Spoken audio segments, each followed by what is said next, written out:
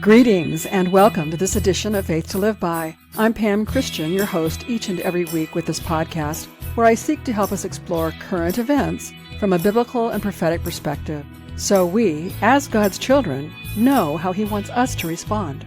I am among those God has allowed to bring you truth in these times when deception and evil are running rampant. Whether we want it or not, the truth is we are in a battle of good versus evil. This is an ancient battle that began in the heavenlies and exists in both the spiritual and natural worlds. As Christians, we must make certain we stand on truth and defend truth at all costs. Because Jesus said of Himself, He is the way, the truth, and the life, and no one comes to the Father except through Him. When we defend truth, we defend Jesus. Jesus is the only hope anyone has to experience the victory He has already secured for us. So long as we live in this fallen world, we are subject to the ravages of sin and all the destruction and death sin brings. The way we experience the victory Christ died to give us is to appropriate it every single day. And it's imperative we understand we do this as a company of faithful believers in the company of God's holy angels. Ministering and warring angels are working in our behalf according to the degree we appropriate God's promises. None of us can fight all the many battles that are being waged against us. God has always wanted us to fight in unity, with each one of us doing our part according to our individual created purpose, while relying on the others in the body of Christ to do the same. I know many of us are feeling exceedingly weary and battle fatigued.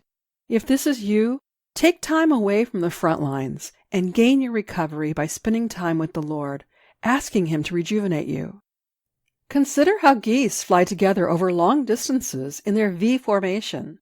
The front goose takes the position at the head of the flock for as long as he can while the others fly behind him. These big-winged birds carefully position their wingtips and sink their flapping, presumably to catch the preceding bird's updraft and save energy during the flight. When the lead goose becomes tired, he falls back to the end of the formation, and another takes the place of the point goose. This is how we need to operate in unity. If you are especially tired now, seek the Lord to rejuvenate you and to redirect you for the specific battles He has equipped you for, and then return to the task of doing what you are called to do. Trust God for the other things that trouble you, knowing God has called someone else to tend that battle. We must not give up or give in or quit, especially now when we are so close to seeing the fruit of our labor, the substance of our faith. It is the tactic of the enemy to wear us down and cause us to grow weary. But if we pace ourselves and we work in tandem with our Christian brothers and sisters, we will not grow weary in doing good. We are seeing the frantic, last-ditch efforts of the enemy of truth working hard against us. LinkedIn removed my account about a year ago because I was bringing truth the tyrannical governments and their bought and paid for big tech and media don't want you to know. My Facebook account has been restricted numerous times, all in effort to prevent me from reaching more people and prevent me from the funding I need to operate. Censorship is happening all over again and in greater ways because our alternative media channels are reaching people with truth. YouTube has pulled Rick Renee with Blessed to Teach from their platform, causing him to lose connection with nearly 48,000 followers he had. And Christians are not the only target. Russell Brand has been censored by the UK government, who wrote to the CEO of Rumble, asking for Brand's account to be demonetized. This response is evidence of the intensity of the battle we are in and the actual advances truth and righteousness are making, which is why God has repeatedly called us to work in unity with one another and all in partnership with Him in this battle being played out in our times. Keep in mind, the victory is assured, but we must appropriate it by doing what God has asked each one of us to do.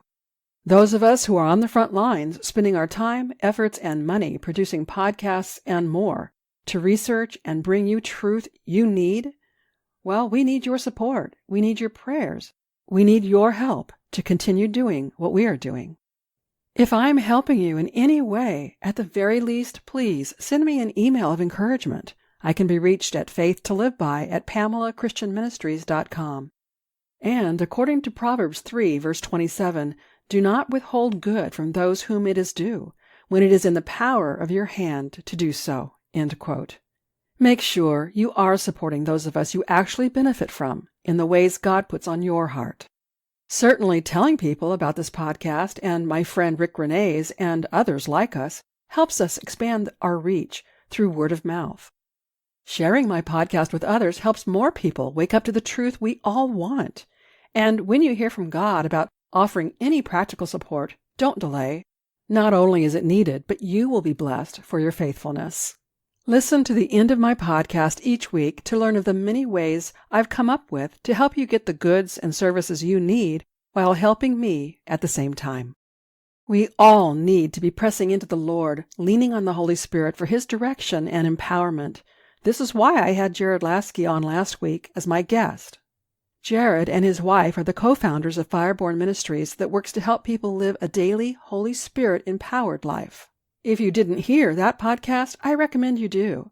The reason I had Jared on is because we are getting closer and closer to the time God has been warning us about and telling us to be prepared for when He personally intervenes in the affairs of mankind all around the world in ways He never has before. If ever there was a time when God's people need to be in a confident relationship with God, it is now. If you are the least bit discerning of spirits and the times, then you have to agree the days we're living in right now are highly tenuous. We are experiencing the early signs of the major shaking and shifting God has been warning us about through His trusted prophets. Much more is anticipated in the last days of this month and the early days of October, including some days of darkness where we will likely be held up in our homes. But God has said again and again, when these days come, do not fear. While it may look like things are worse and the enemy is winning, understand the enemy is already defeated. If we are sequestered in our own homes, it is God who's protecting us while He deals with the evil in our midst. All that we have suffered is God's strategic plan to bring as many people to truth as possible and to save all who are willing to place their faith and trust in Jesus, who is truth. At this point, as published by the Rasmussen reports, nearly 3/4 of Americans believe our country is becoming a police state, meaning a tyrannical government that engages in mass surveillance, censorship, ideological indoctrination, and targeting of political opponents.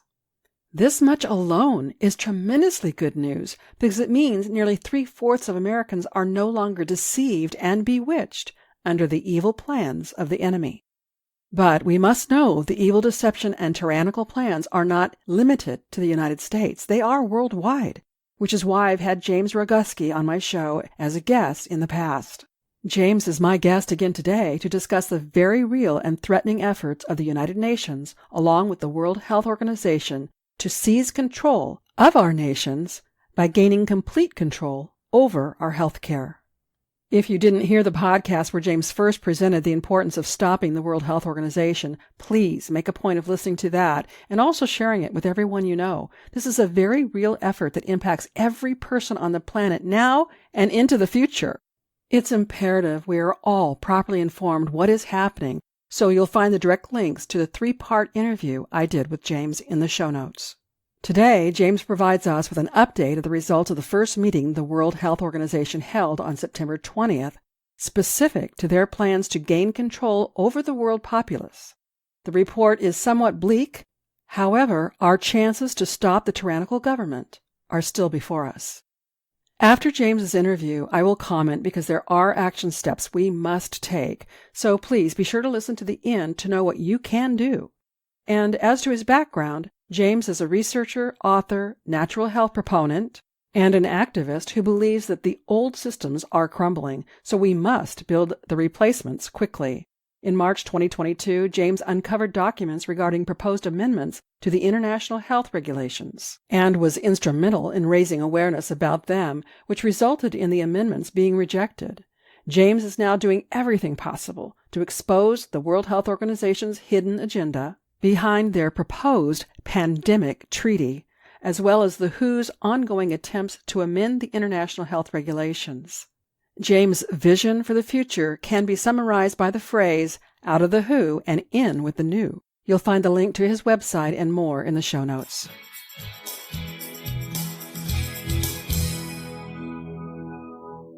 James, welcome back. I had promised my audience we would have you back after the first meeting on September 20th with the World Health Organization. That's what I would like you to report on first of all, but we also need to be caught up on everything that's going on regarding our health care and how the United Nations and the World Health Organization wants to have control of it. And thank you very much for having me.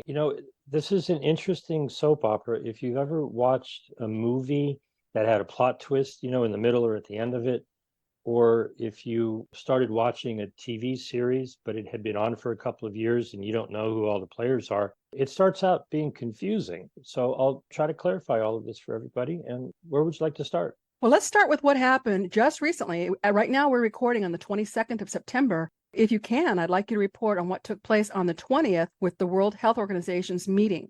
If I may, I'm going to go back in time just a little bit. On September 2nd of last year, 2022, that's when this meeting was officially scheduled. And so all of the member nations for over a year were busy negotiating this political declaration for pandemic prevention, preparedness, and response. And so they had many meetings. The group from Morocco and Israel, interestingly enough, were in charge of shepherding the process along. And they had version after version after version. And on September 1st, they submitted to all of the many 193 nations of the UN their silence procedure version. And the way that works is if nobody says that they don't like it, then it can be adopted by, essentially unanimous decision. But lo and behold, on September 17th, on Sunday, 11 nations wrote a letter to not the Secretary General of the United Nations, but to the President of the General Assembly. And I was quite astonished to actually see that they used the word pretend. They said they would not appreciate it that this high-level meeting that was happening on Wednesday, please understand, the meeting on Wednesday was a high-level meeting. It wasn't an official meeting of the General Assembly. If you get that straight, you're golden. There was a high-level meeting, bunch of mucky mucks getting together in a room, having a conversation. That's not the same as an official meeting of the General Assembly. And they said, well, we don't appreciate that. It looks like you're trying to pretend that just having a silence procedure agreement at this meeting on Wednesday, that doesn't really count. That's not good enough. The rules say you can have your meeting, you can do whatever you want, but we're going to revisit this at an official General Assembly meeting. And so what happened on Wednesday was quite entertaining if you understand the plot and the players and the dynamics. They started the meeting, and right out of the gate, normally you think with an issue like this, there would be discussion and debate and, what they're talking about on this document. And then somewhere in the middle or towards the end of the meeting, they would say, okay, everybody's had to say what they wanted to say. We'll now vote on it. Well, that's not what happened. In the first 5 minutes, the president of the General Assembly called the meeting to order. He pulled up the document almost immediately. And he said, well, I hope everybody's okay with this document. It's in relation to this, that, and the other thing. And okay, boom, hits the gavel. It has been adopted. Wow. Now, if you showed up 5 minutes late to the meeting, you missed it. And the remainder of the day, a good 8 hours, was just propaganda, just people talking, right? Oh my God. You would be forgiven if you showed up 5 minutes late and you go, oh, well, they're debating all of the stuff that's in this document. I wonder when they're going to get around to voting on it. Well, there really was no vote. It was gavelled into adoption by the president. The joke was, I got to get me one of those gavels. Those things look like they're pretty powerful. And so in my view, and in the view of Francis Boyle, who is a professor of constitutional law in Chicago, and he's been very, very outspoken about this, he saw this as an astonishing defeat because they were trying to do theater, and 11 nations said, nope, we see the fact that you're trying to pull a fast one. Now, they still did it, and the media will still be reporting that it was adopted at this high-level meeting by the president of the General Assembly.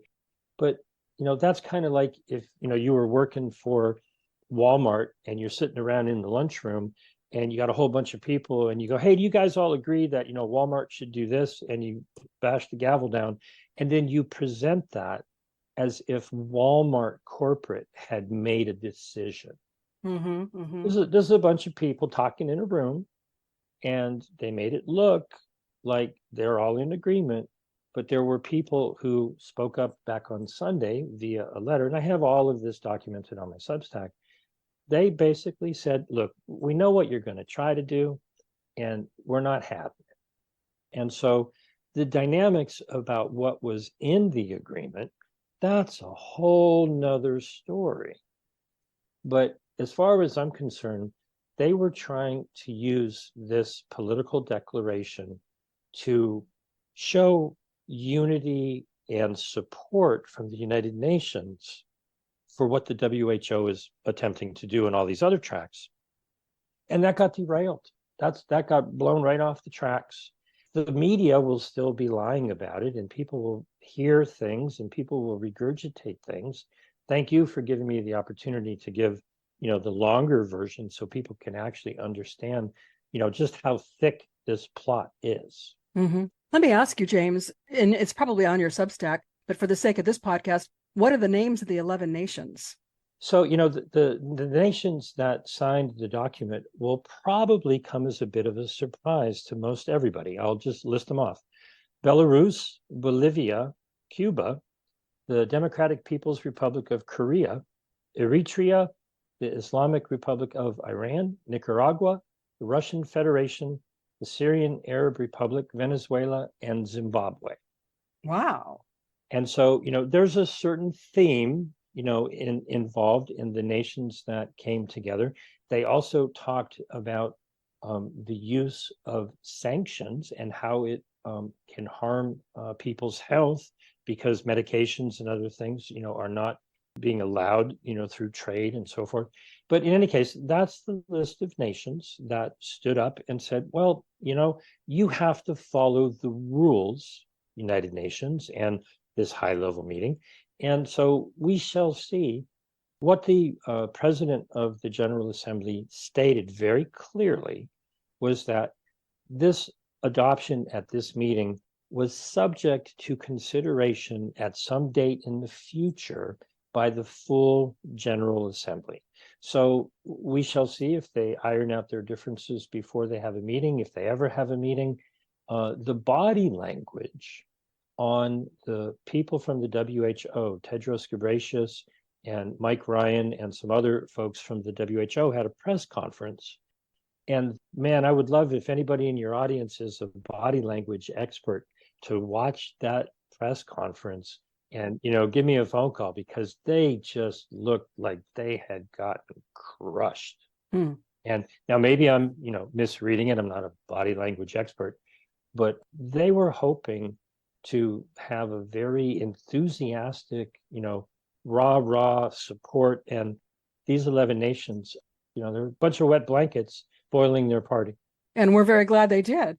Now, let me ask you, this is the first track, according to the way you've laid it out. There are 4 tracks. This is considered track 1. They've had their first meeting. What, if anything, should my listeners do now specific to track 1? For the most part, it was meant to be propaganda and, cheerleading, and they were hoping for a show of unity. Now, there's a whole bunch of things that people could do. Number one is, understand what it is. And if you see any reporting on it, see for yourself how you're being fed misinformation or partial information. Because what many places are doing is they're just saying, oh, it was adopted. And that's maybe technically true, but it was only adopted by the president of the assembly and a bunch of people in a room. That's not the same Mm-hmm. as the United Nations General Assembly having an official meeting Mm-hmm. and voting something into their political declaration. Now, they may very well still do that, but I've moved on to track 2 because track 2, the deadline is December 1st. And if you're good with track 1, we'll move on to track 2. Absolutely. Let's do it, because I'm going to have you keep my audience informed that we take all the actions we possibly can. So if this is next on the agenda for action items, let's talk about it. Action number 2 starts with almost everybody having just a horrible case of cognitive dissonance. What I'm about to say hurts people's heads, even though it's very straightforward. Cognitive dissonance means, well, you have a belief in your mind and this one's different, and your mind doesn't want to let it in, right? So you got to kind of open your mind and let it in. Mm-hmm. Last year at the 75th World Health Assembly, where all the nations got together on May 27th, 2022, amendments to the international health regulations were adopted. Okay, now many people have heard the Biden administration had proposed amendments, and those were kicked to the curb. But what they did is they got together with the European Union, the United Kingdom, Australia, a handful of other nations, and they submitted at the last minute a different set of amendments, and those were adopted. And I've been reporting on this for months, but for whatever reason, the cognitive dissonance of, well, what really happened? Well, nobody in the media at all, has been reporting on what actually really happened. And so they did adopt amendments, only 5, but they're important. And so the process is what everybody just does not want to accept. When the United States joined the WHO in 1948 and adopted the IHRs in 69 and amended them in 2005, we have agreed, and every nation has agreed, that if amendments are adopted, it is assumed that every nation will abide by them unless within an 18-month period, the nation specifically writes a notification to the WHO and says under Article 61, we reject them. So it's kind of like a double negative. It gets everybody confused. The amendments from last year are not coming back for approval. The House, the Senate, not even the president, nobody needs to sign off on it. It's assumed that everybody's good with it unless they are proactively rejected.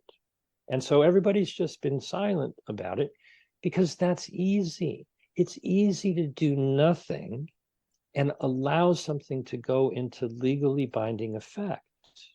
And so the way this was structured was to facilitate that sort of laziness or procrastination. As long as they keep this on the down low for 18 months, it goes sliding right through. And so those 18 months are up on December 1st. So, I've been speaking up about this for many, many months. Now is as good a time as any to, understand what it is that's going on here. I've published many articles about it. I'm actually going to be publishing another article to really lay this all out for people. StandForHealthFreedom.com has put out a bit of information this morning, actually, about it. So people can go there for a little bit of information and look to my Substack for, a pretty substantial article about this. The issue is there has been zero public discussion, zero public input, no discussion in Congress, no discussion in the Senate, no discussion in the media or the alternative media or any parliament or Congress anywhere in the world. And their goal is that, well, if we just keep this quiet until December 1st, too late. It's kind of like at a wedding, speak now or forever hold your peace. Well, if you don't speak up before December 1st, an 18-month period has gone by. Now, the reason for pushing this is that the very same process applies to track 3, in which there are 300 plus amendments, things like a global digital health certification network and many other problematic things, people have to understand those are not coming back to the Senate to be given their advice and consent. If the amendments from last year go through, there will only be 10 months to consider rejecting those. Now, people don't understand that, and they say things like, oh, if they take away our sovereignty or if they try to control our healthcare system, the Senate would never stand for that. They would never approve it. They're never going to get the chance. They don't need to. They gave up that right in 1948, 1969, and 2005. And so if you have questions about this, give me a phone call. My phone number is 310-619-3055. Call me anytime. If you've looked through the information and you are confused by it, that's totally understandable. This is an intrigue, that really could and should be a movie. If you've ever, watched a movie where at the end there's some kind of plot twist and you're like, oh, I didn't realize that that's what was going on. That's where we are right now. This is, the reveal of the plot twist, right? For 16 months, everybody's been snoozing around talking about everything else. But if you are now just becoming aware of this, and it is hard to wrap your head around because it's just not like anything you've heard, by all means, just give me a call. James, what is the website specifically where my listeners can go to learn what you've done with your research? JamesRoguski.substack.com, and I'll spell it out, JamesRoguski.substack.com. I have many, many domain names that point to various articles, but you can find them all at JamesRoguski.substack.com. And again, if you have any questions, by all means, just give me a call. Now, what specifically should we be doing? Should we also prepare another letter? And if so, where would we direct it? The issue really at hand as a starting point is take the link to what you're listening to right now. Step number one is to properly inform other people. Okay. By all means, you can share information with your Congress and your senators and all that sort of stuff. Ultimately, the thing to understand is there is a deadline on December 1st. There's negotiations going on for a whole nother pile of amendments. They're having meetings for those 300 plus amendments from October 2nd, 3rd, 4th, 5th, and 6th. And nobody's talking about that. And so paying attention and understanding, there have been so many rumors and so much misinformation. This coming week in October, they're going to be talking about many things, but among the things they're going to be talking about is the Global Digital Health Certification Network, Vaccine Passport, but with a fancy name. And so they're essentially going to be talking about how they want to be able to track and trace everybody and restrict their ability to travel based on what I believe are absolutely bogus certificates. If you're being given something called a vaccine certificate for an injection that doesn't stop infection and doesn't stop transmission, I have no bones about calling that bogus. If you're being given a certificate for a test that has shown to have 97% false positives, meaning something that's not really a test, the PCR process, is a fraudulent certificate. What they're really trying to set up is an international database management system to only allow you to travel if you're certified to be compliant.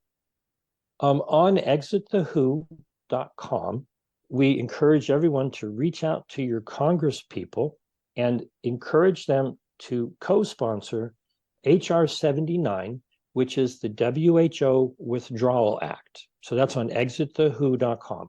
We've already got 52 members of Congress signed on. That's a good start, but we certainly need more. And on my Substack, a couple of weeks ago, I published an article listing all of the senators' contact information to try to make it easy for everybody.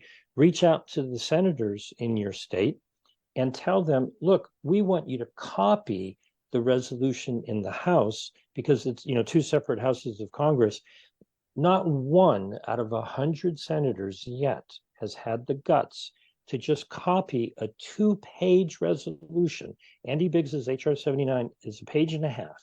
Copy it and submit it as companion legislation in the Senate so we can then start nagging all of our senators to co-sponsor that legislation in the Senate. So 2 very simple actions. Exit thewho.com, call your congresspeople, and on my Substack, there's an article, should be very easy to see, to contact your senators. I've tried to make it easy. Ask them to do the same thing in the Senate.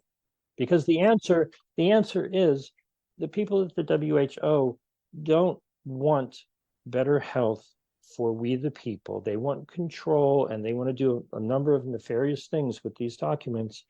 It's time to leave that relationship. Absolutely. And I know we talked about, and I encouraged my audience before to get their senators to be aware of Andy Biggs' H.R. 79 and to do exactly what you just said. And as of this date, and we're so close to the importance of cutoff dates, still no one has come forward. Okay, audience, I'm putting a challenge before you to do exactly what my guest, James Roguski, has recommended. James, we're going to have you back right after the December event and find out more what's going on, that we, the people, can have the control of our own health and more that we should have. Well, I appreciate the opportunity. Thank you very much.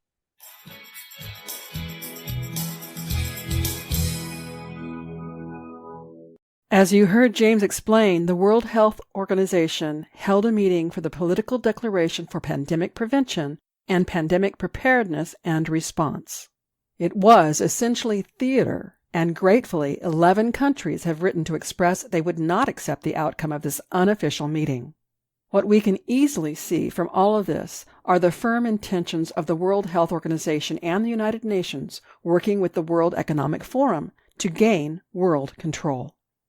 James encouraged us to contact our American senators to have them take action for America to exit the World Health Organization. You who live in other countries can and must do the same by contacting your appropriate government leaders. Be sure to visit James' website listed in the show notes to learn more and what you must demand of your government leaders. Through trusted prophets, God has instructed us to decree and declare His words so His will is done on earth as it is in heaven, because God is faithful to perform His words. Amen. Through Julie Green, especially as of late, God has been instructing us, stating, number 1, it's time to plunder the enemy's camp. Number 2, we are to know a great uprising has begun in the heavenlies, now being played out in the earth. Number 3, for God's people to respond to His call to arms, to take back what belongs to us. And number 4, for us to expect to see a great fall of the global government. No matter how bleak things may seem, we must keep fixed firmly in our minds.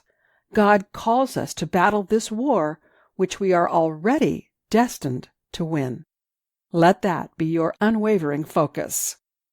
Okay, that concludes today's podcast. Next week, I plan on having Clay Clark on to help us consider what the Bible says about the last days, to discern where we are on God's timeline. Clay is the founder of Reawaken America Tour, and I'm very pleased to know and support all that Clay has been doing to help people wake up to the truth about God, our governments, and current world events. If you like what you hear from me with this podcast, I highly recommend my book series, my award-winning blog, connecting with me on social media where I cover many more topics than I can with this weekly podcast, and consider signing up for my certificate course in apologetics. My aim with that course is to help people learn how to not only use apologetics to share truth with others, but help Christian leaders incorporate apologetics in their respective ministries so more Christians are confident about sharing their faith. Learn more about my online apologetics course using the link in the show notes. Should you have a topic you want me to explore with this podcast, simply let me know. Again, my email address is faithtoliveby@PamelaChristianMinistries.com.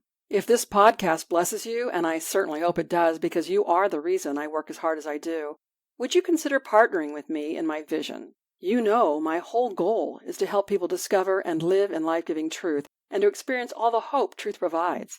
You can, and I hope you do personally, share truth with others on your own. But have you thought about how many more people you could reach by partnering with me? Help me grow this podcast, get my books into more people's hands, and talk me up to others to get me more speaking engagements and increase this podcast audience. Then together, as partners, we will be making a much greater impact than we can on our own. There are several ways you can choose to partner with me. Certainly, telling others about me and my ministry along with prayer is top of the list. There is nothing as powerful as personal endorsements or word-of-mouth referrals. Buying my books and products is another way. All of my books in the Faith to Live By series were written to help people better understand the Christian faith and how to successfully live it out. The first book is Examine Your Faith, Finding Truth in a World of Lies. The second, Renew Your Hope, Remedy for Personal Breakthroughs. And the third is Revive Your Life, Rest for Your Anxious Heart. There are two more in the series about the end times. The first one is Prepare for the Harvest, Confidence in God's End-Time Promises, written for Christians to properly understand God's plans for His people during the end times. And the other is Prepare for the Harvest, God's Challenge to the Church Today. It's written to help church leadership be ready in every way possible for the long-prophesied billion-soul harvest. Visit my website and get any or all of these books with a deep 20% discount by using the word TRUTH at checkout. I also welcome donations, but for now they're not tax-deductible. However, I'm working on that, so listen in the weeks to come and you'll learn more about how you can support me through donations that will be tax-deductible. Supporting the businesses I feature as affiliate partners is yet another way you can partner with me. I seek to find affiliates who can offer you goods and services you need, and I have some very exciting money-saving America First goods and services you will not want to miss out on. Newest to my affiliate list is a company I'm exceedingly excited to introduce you to. If you're like me, you're tired of paying very high prices for cable television, and you've been waiting to find just the right company who shares your values to replace your cable service. Well, I found it. It's called Q Streaming. They provide over 3,000 channels, including live TV with local stations from across the United States, U.S. networks, sports networks, movie networks, and pay-per-view events. You get all that for about half of what most cable companies charge, and there's no contract, just a monthly subscription. Using the link in the show notes, go and look around and sign up to start viewing the programs you like for a fraction of what you're paying now. All while supporting a Christian-owned and operated company that exclusively uses word-of-mouth advertising so as not to spend money on commercial advertisement that supports the woke movement. And don't forget, when it comes to your health, I also have affiliate partners Mfinity and Dr. Zelenko's Z-Stack supplements. You can learn more on the affiliates page and the information in the show notes. Also, there's Operation Tomahawk, which Scott McKay started. It's a subscription program that allows you to get your household and personal care items from a company that is American-owned and operated, because we don't want to support the deep state. And regarding your finances, I want you to know about Dr. Kirk Elliott. He's a personal wealth advisor who offers free consultations to understand your financial goals and help you reach them. When you purchase my books, products, or services, or products and services from any of my affiliates, you get something you want, and at the same time, you support me. It's truly a benefit for all of us. So why not shop for yourself or to get gifts for friends and family? Your support is greatly appreciated. All affiliate partners information is in the show notes, and I have a dedicated web page where you can learn even more, and you can hear the interviews I've conducted in the vetting process. Of course, you need to do your own due diligence to make your own decisions what to purchase, but to help you, I am researching companies and interviewing their representatives and using their products or services myself to provide you a personal recommendation. There's a link to all the interviews in the show notes. I sincerely hope you appreciate my dedication to you through these podcasts. Let me know how this podcast impacts you and what you're now doing in response to the equipping you've received through me. Again, my email is faithtoliveby@PamelaChristianMinistries.com. If you like the content and resource material I bring with this podcast, you'll find much more by connecting with me through my blog. In fact, my blog has been awarded 2 unsolicited awards for Christian content. And I'm very active on social media. I can actually cover more on social media than I can with this weekly podcast. And to receive even more, please be sure to check out my dedicated podcast listeners page called Beyond the Podcast. Here's where we can connect exclusively, and you can download complimentary devotionals, resources, and more. And on that page, I also ask you to help me learn more about what you want by completing the form visible once you scroll down the page. And I would especially appreciate you subscribing to my complimentary bi-monthly e-newsletter. As a new subscriber, you can choose one of 3 gifts I offer in appreciation for your subscription. Subscribing will make you a preferred member where you will receive special announcements and offers not available to others. Depending upon where you listen to my podcast, if you've enjoyed today's episode, please subscribe, rate, and review the show on iTunes, Spotify, Google, or wherever these features are available. A review helps the show reach more people, it helps spread the gospel, and helps people learn how to better apply their Christian faith. I hope you'll join me next week and tell your friends and family to listen right here on Faith to Live By, where we learn how to gain spiritual victory over life's issues. Until next week, I'm Pam Christian, asking you to remember, Christ died for us. The least we can do is live for Him.